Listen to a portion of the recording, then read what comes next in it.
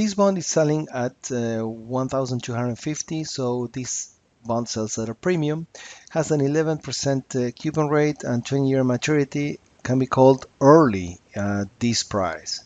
So if we assume a par value of 1,000, and we know that this is an annual coupon because there's nothing here in the problem that says this is a semi-annual, so it's just an annual coupon rate.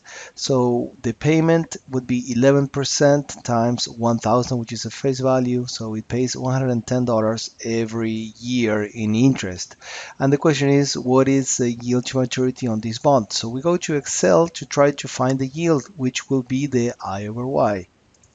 In Excel, we put the 25 years, 20 years. We have also the yield to maturity. This is the unknown.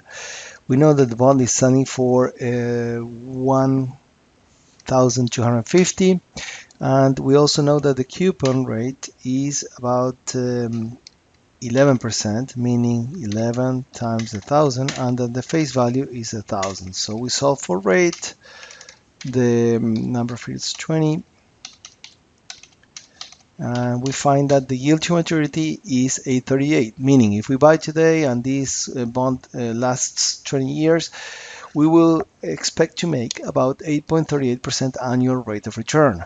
However, if you notice, this is a bond that sells at a premium, so premium bonds are more likely to be called. And this is part 2 of the questions. Since the bond can be called in 5 years at this price, and we have to adjust and find what's the yield to call. So we know that the bond can be called in 5 years. This is the unknown, the rate. We know also that the price is still the same, is $12.50. The payment is the same, also $110, or as we had estimated here in the past, was 11% times 1,000. However, the bond will pay more. So if it's called early, will pay, instead of the 1,000, will pay 11,110.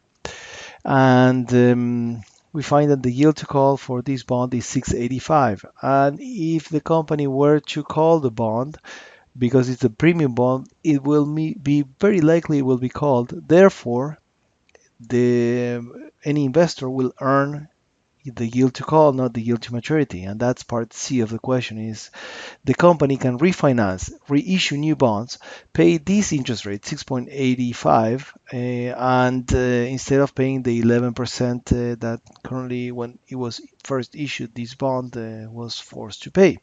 Therefore, they're more than likely going to refinance in 5 years, issue new debt, and withdraw or pay off early this high interest paying debt.